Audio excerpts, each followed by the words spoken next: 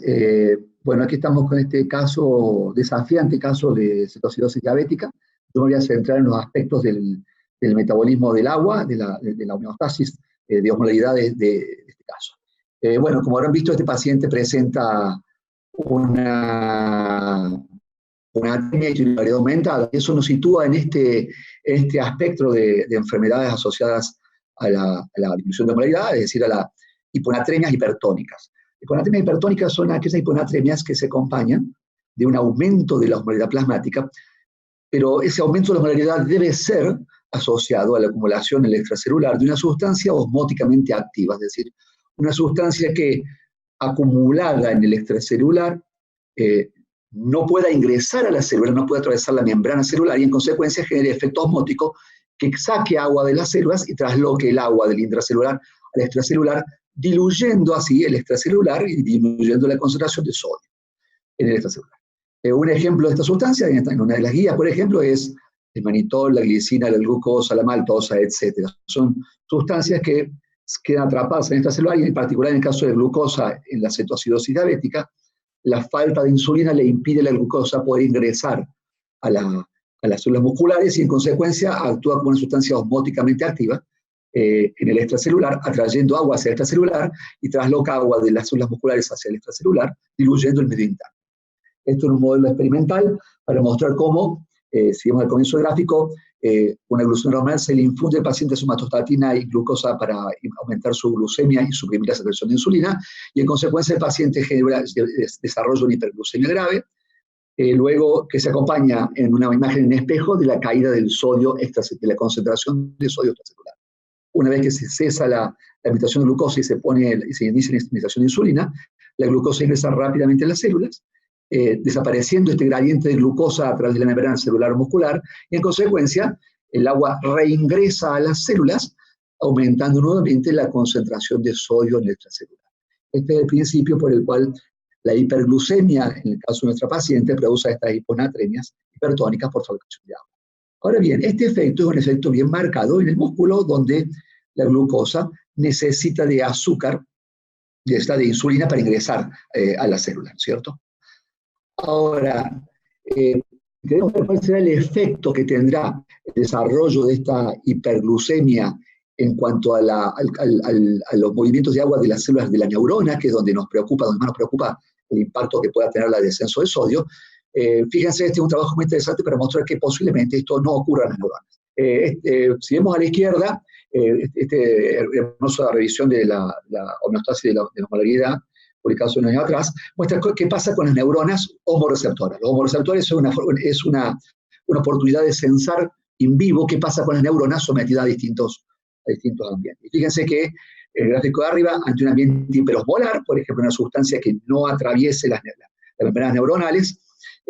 producirían deshidratación de las neuronas y esto gatilla despolarización y secreción de vasopresina. Mientras que si las neuronas están en el gráfico de la izquierda abajo, en un ambiente hipoosmolar,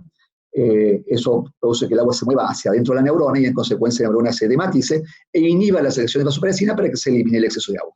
Ahora vemos el gráfico de derecha, este es un trabajo hecho en humanos publicado hace varios años atrás,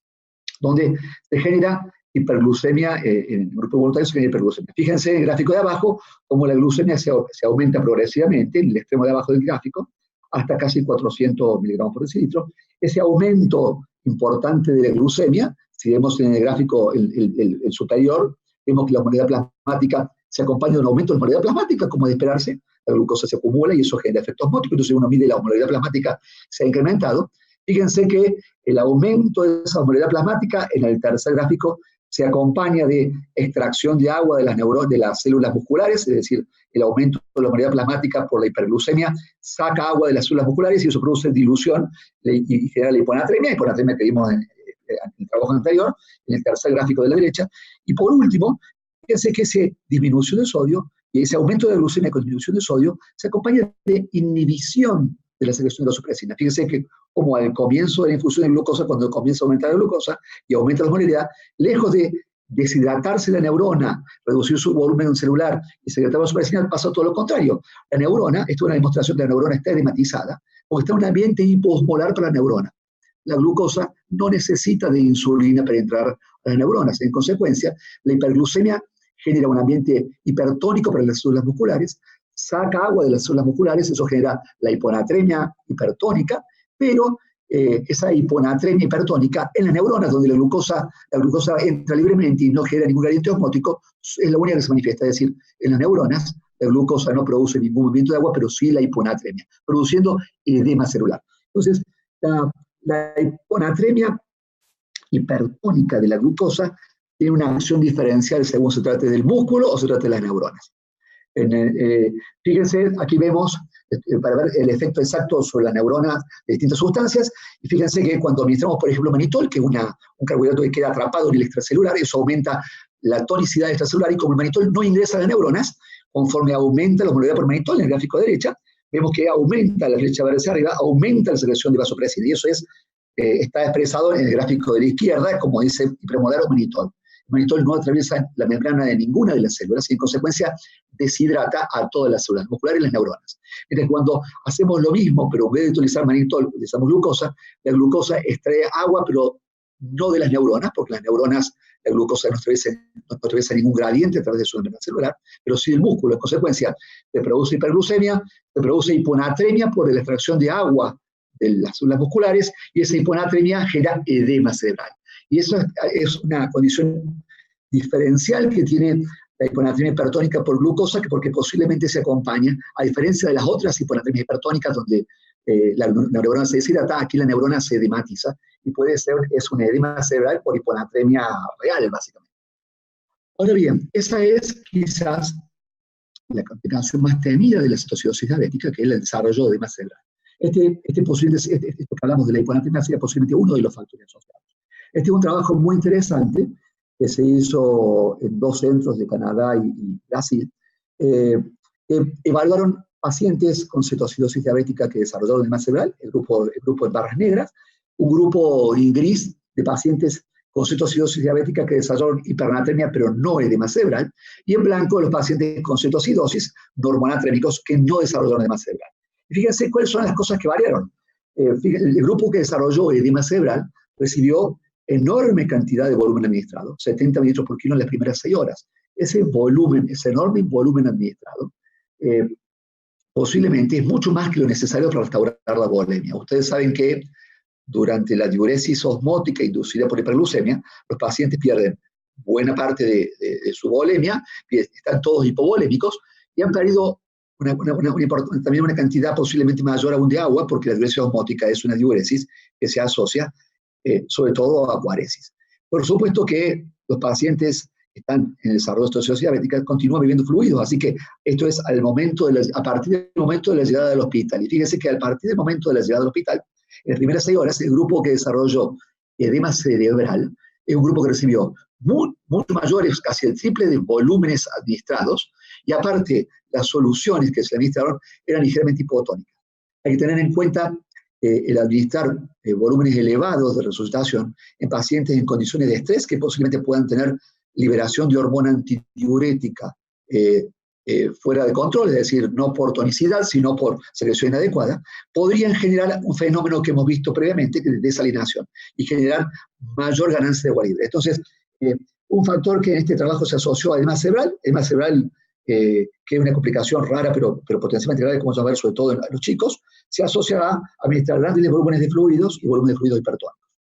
Por otra parte, si vemos la evolución de estos pacientes al momento de internación, tenemos 2 gráficos con 3 curvas cada uno. La curva superior, en circuitos vacíos, es la de los pacientes que tenían hipernatremia durante el proceso, y las gráficas inferiores tenemos en cuadraditos blancos, cuadraditos vacíos, el grupo control, que tuvo citocidosis que se resolvió sin edema cerebral y sin hipernatremia, y en el grupo de líneas punteadas con circuitos negros más oscuros, en el gráfico inferior, la curva inferior, los 2 gráficos, son los grupos que desarrollaron edema cerebral. Y fíjense que en el grupo de los pacientes que ingresaron con hiperosmolalidad e hipernatremia, una vez iniciada la administración de glucosa, fíjense cómo la osmolaridad, el gráfico A, la osmolaridad afectiva plasmática, le llaman ellos, que es la suma de la osmolaridad de sodio y glucosa, fue disminuyendo conforme disminuía la glucosa. Pero fue disminuyendo conforme disminuía la glucosa, pero fue compensada en el cambio con un aumento en el sodio plasmático. Es decir, si uno mira desde el punto de vista fisiológico, el efecto osmótico, el gráfico A de la izquierda, representa cómo se comporta la osmolaridad en relación a las células musculares, la tonicidad en relación a las células musculares, porque ambas cosas pueden ser algo de las células musculares, pero en el gráfico de derecha donde está el sodio es el único que refleja las variaciones en la extracción de líquido de las neuronas, es decir, qué pasa con el intercambio de líquido en las neuronas. Entonces, en el gráfico de pacientes hiperosmolares hipernatrémicos, conforme se corregía el glucosa, aumentaba la anatremia, y estuvo con hipernatremia que se sostuvo a lo largo de las primeras 24 horas, que fue mejorando a partir del paciente 24 horas. En el gráfico de los pacientes que no desarrollaron ni edema cerebral ni hipernatremia, vemos que hubo un descenso, un mantenimiento de la suma de ambas modalidades, porque el descenso de la glucemia inducido por la administración de insulina se compensó por el progresivo aumento de la anatremia que tuvo estos pacientes, y en consecuencia hubo translocación de agua hacia adentro de las células, aumento de la anatremia acompañante, y desde el punto de vista de las neuronas hubo una salida constante de líquido de las neuronas, previniendo así posiblemente, o no colaborando, mejor dicho, con el desarrollo de edema cerebral. Mientras que en el grupo de líneas punteadas de los pacientes que desarrollaron edema cerebral, hubo un descenso en las primeras horas de la osmolaridad, producto de la importante disminución de glucosa por la administración de insulina, que no se acompañó de un aumento tan pronunciado de la anatremia, es decir, hubo un leve aumento, pero que se mesetó hasta para recién después, recorrer horas, comenzar a aumentar nuevamente, y quizás ese aumento no tan marcado o constante de la anatremia condiciona que pueda ingresar con la expansión de volumen más líquido al intracelular de las neuronas y colaborar, es uno de los factores, colaborar con el edema cerebral. Entonces, si uno mira cómo le fue a estos pacientes, fíjense al final, en el outcome de estos pacientes, fíjense que el grupo C, que es el grupo que desarrolló edema cerebral, tuvo una mortalidad importante que no se vio ni en los pacientes que tuvieron hipernatremias moderadas a lo largo de todo el curso de corrección, ni en los pacientes que, por supuesto, el grupo control sin hipernatremia y sin edema cerebral. Y los factores que fueron significativos entre los grupos fue que el grupo que desarrolló edema cerebral, como ya les mostré, recibió mucho más bolos de fluidos, recibió mucho más bicarbonato y recibió mucho más bolos de insulina que los otros grupos. Estos factores que pueden condicionar que el cerebro se edematice más fácilmente. Con respecto a esto último de los bolos de insulina, algunos datos mostrando cómo el receptor de insulina puede activar tanto la sodio-potasio ATPasa como el intercambiador sodio-hidrogenión NHE1, y estos factores podrían hacer que los bolos de insulina a las dosis altas, al sobreactivar o al activar en exceso estos dos mecanismos, el intercambiador termine extrayendo de la célula hidrogeniones hacia esta celular, hidrogeniones que están amortiguados, es decir, hidrogeniones que están unidos a proteínas, entonces esos hidrogeniones no tienen un efecto osmótico dentro de la célula, pero son destruidos e intercambiados por iones, sodio o potasio indirectamente, y el sodio y el potasio sí tienen un efecto osmótico. Entonces, la activación de estas bombas por dosis elevadas de insulina podría favorecer la extracción de ciertos iones que no tienen efecto osmótico por estar unidos a proteínas, y el ingreso de partículas osmóticamente activas, lo que condicionaría el movimiento de agua hacia adentro de las células y colaboraría con el edema cerebral. Entonces, para ir finalizando, desde el punto de vista del análisis de este tipo de patología, uno podría decir que la hiponatremia hipertónica por hiperglucemia, la primera variable es que la hiponatremia per se corrige rápidamente, porque ni bien se inicia la administración de insulina, la insulina rápidamente activa la inserción de transportadores de glucosa en el músculo, la glucosa rápidamente entra al músculo y el agua acompañante, y en consecuencia hay una disipación del gradiente osmótico en las zonas musculares y la hiponatremia se corrige rápidamente. Así que raramente esto requiere una intervención extra para la corrección de la hiponatremia. La segunda cosa que nos interesa es evitar este edema cerebral, que es una patología sobre todo de población pediátrica, y en ese sentido parece que, claro, no administrar soluciones hipotónicas, porque el edema cerebral por hiponatremia hipertónica, por hiperglucemia, produce un edema cerebral, una situación hipotónica para el cerebro per se. En consecuencia, esto podría agravarlo. No mezclar excesivo volumen de fluidos, porque estos pacientes están todos hipovolémicos y deben recibir la cantidad de fluido suficiente para normalizar la volemia, sin exceso, para evitar el riesgo de desalinación y el riesgo de expansión en consecuencia del intracelular de las neuronas y el agravamiento del edema celular neuronal. Tolerar el desarrollo de hipernatremias moderadas. En este caso vimos que los pacientes hipernatremicos en general no tuvieron mayores secuelas, solo hubo un caso de morbilidad, pero un paciente que desarrolló hipernatremia grave, arriba de más de 180 mil equivalentes por litro, y en consecuencia el desarrollo de hipernatremias moderadas, sobre todo en las primeras 24 horas, que es donde se produce la patología cerebral, no parece ser un problema y quizá deba tolerarse para evitar el riesgo de edema cerebral. Y por último, quizás evitar los bolos de insulina. Y sería necesario posiblemente en este caso iniciar una infusión continua endovenosa para rápidamente revertir los procesos metabólicos de la cetoacidosis diabética, pero quizás el bolo pueda no acelerar este proceso de forma importante y sí agravar el riesgo de edema cerebral. Bueno, este ha sido el caso, desde ya agradecido por su atención y espero las consultas en el diálogo que tenemos abierto. Un saludo para todos.